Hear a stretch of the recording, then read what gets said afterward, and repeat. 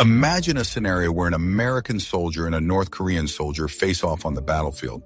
Who would emerge victorious? It's a question that inevitably boils down to the soldier with the superior training and equipment.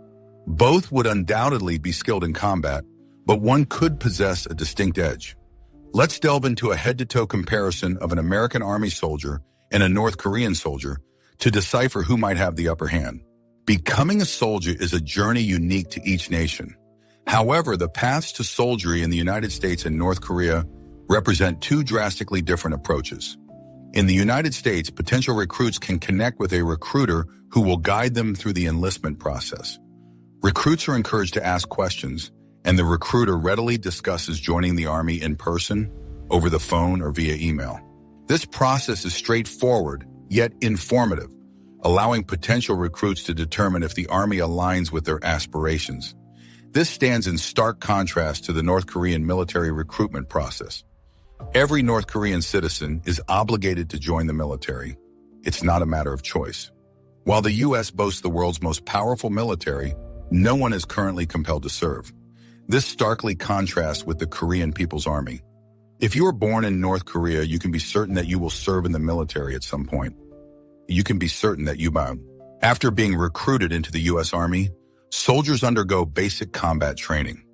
This training is mandatory for all soldiers and encompasses the fundamentals of survival and teamwork. American soldiers are exposed to scenarios in real-life combat situations, facing physical and mental challenges designed to prepare them for missions in any hostile environment. American soldiers are trained by veterans and military personnel, ensuring they meet the highest standards. North Korean soldiers also undergo rigorous training. However, the Korean People's Army faces numerous social and economic obstacles during basic training. Reports indicate that while training is demanding, malnourishment and corruption often impede the soldiers' ability to complete their training effectively. Trainers and instructors appear to prioritize their own needs over those of their recruits, negatively impacting the combat capabilities of North Korean soldiers. The duration of service varies considerably between the two countries. In the United States military, soldiers are required to serve for 4 years. While they can extend their tours or rejoin after their initial service, a 4-year commitment is mandatory upon enlistment. The North Korean military, on the other hand, mandates a 10-year service for men and a 7-year service for women. Soldiers fortunate enough to serve in Kim Jong-un's personal bodyguard face an even longer commitment of 13 years. The U.S. government often provides support or financial assistance for college education after military service. In North Korea, citizens can attend college, but the military does not offer direct financial assistance. Typically, North Koreans defer military service until after college, but still must serve their country regardless. This hardly seems an ideal incentive for the happiness or well-being of soldiers in the North Korean military. However, those who manage to obtain a college degree can reduce their service to 5 years, except for science or engineering majors, whose service is limited to 3 years. Apparently, being a scientist in North Korea has its perks. After completing basic training, U.S. soldiers progress to advanced individual training. This phase focuses on honing the soldiers' skills and expertise, maximizing their potential. The U.S. Army describes this training as the time when soldiers learn the skills to perform your Army job. Whatever the specific job may be, U.S. Army soldiers can be assured of receiving training and guidance in their field. This contrasts with North Korean soldiers who receive basic training and are immediately assigned to a specific duty. No further training is offered or required. They are left to fend for themselves. The requirements and training for each soldier up to this point appear to be vastly different.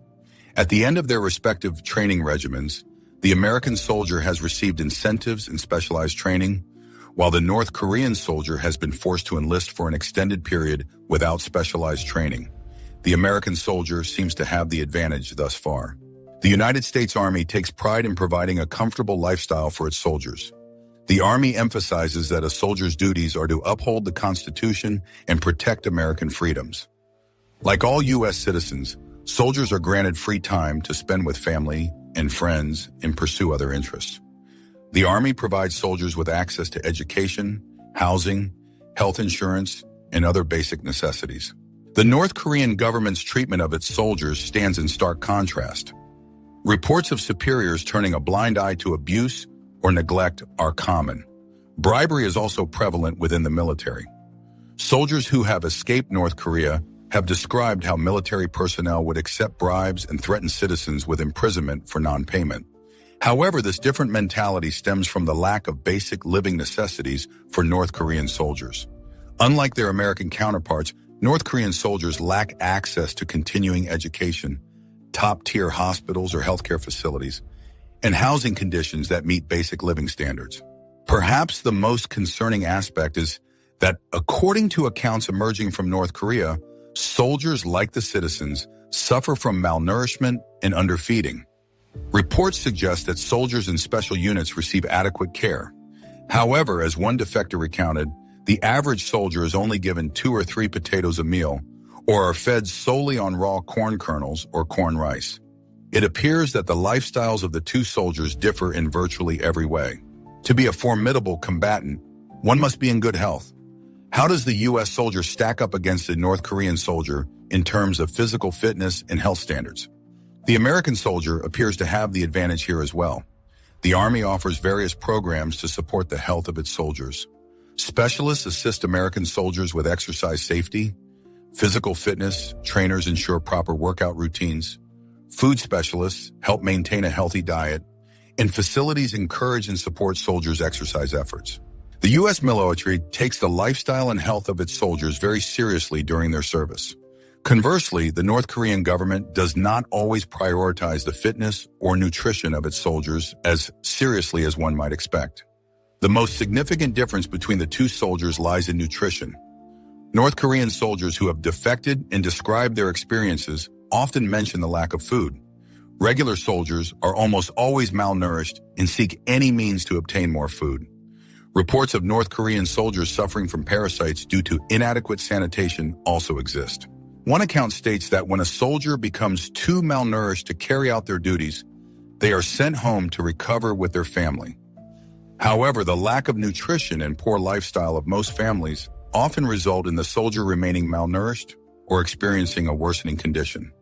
Nutrition and fitness play a role in a soldier's physical stature. North Korean soldiers are several inches shorter than the average American soldier. The lack of nutrition and fitness has also reduced the body and muscle mass of North Korean soldiers. Being a soldier in any country is demanding.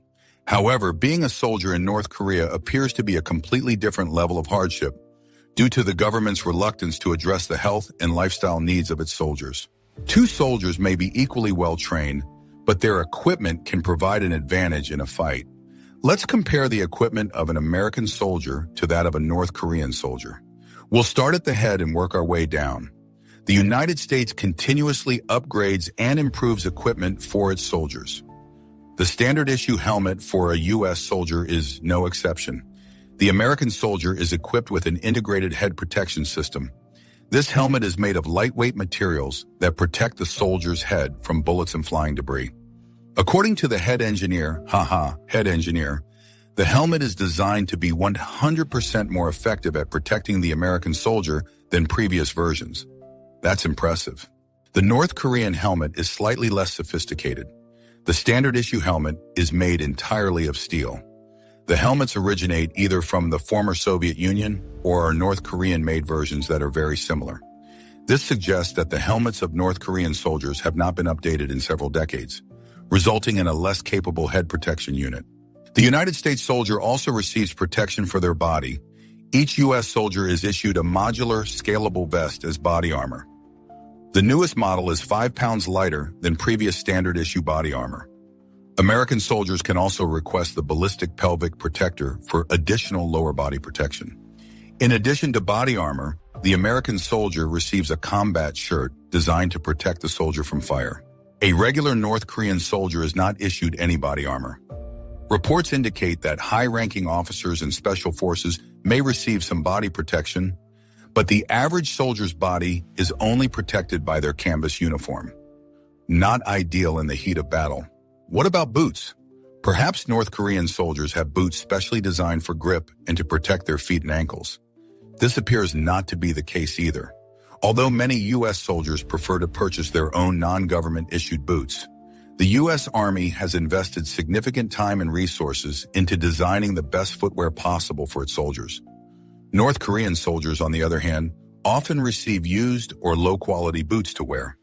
The design has remained unchanged for several decades.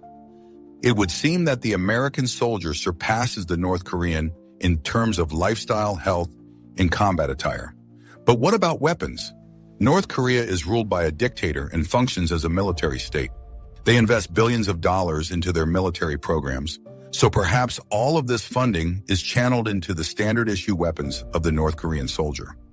American soldiers have several standard-issue pistols to choose from, often depending on their specific role and preference. Most of the pistols at the American soldiers' disposal are 9mm. Soldiers receive the M17 or M18, designed to reduce jamming and provide a more durable weapon. North Korean soldiers are most often equipped with older pistol models, such as the Browning M1900, the Russian Makarov pistol, or PM, and the Russian TT-30A. These guns were considered state-of-the-art decades ago. However, as long as these pistols are maintained properly, they should still fire when the trigger is pulled. When it comes to firepower, a soldier's best friend tends to be their assault rifle. ARs are versatile and powerful. So many soldiers are issued them as their primary weapon. The American soldier can be equipped with several different rifles, the most common being the M4 and M16A2. Both guns are designed to be resilient and powerful. The main difference between the two weapons is that the M16A2 has a slightly longer barrel for extended range. The North Korean soldier is typically issued a Chinese assault rifle. Most often they are given the Type 56 or the Type 63. Both weapons resemble the AK-47. They are slightly bulkier than the U.S. rifles but are reliable and accurate. However, like the pistols, it is important to note that North Korean soldiers tend to be issued much older weapons. It would be unfortunate in a battle if the soldier before you had not taken good care of the weapon, as it could lead to misfiring or jamming at an inconvenient time. Ultimately, the U.S. soldier has one of the wealthiest and most powerful nations in the world backing them, while the North Korean soldier is making the best of what they have. The American soldier has the advantage in terms of health, fitness, and lifestyle. They receive more head and body protection while also being equipped with more modern combat technology. The North Korean soldier would enter a fight malnourished, lacking body armor, and equipped with old or heavily used weapons. It would seem that if an American soldier and a North Korean soldier found themselves in a battle, there would be a clear victor. But let us know your thoughts in the comments. If you are in the mood for more military comparisons, you can always check out this video here. Or if you are interested in learning more about how U.S. military technology compares to other countries, you can watch this video here. Thanks for watching, and as always, don't forget to like, share, and subscribe. See you next time.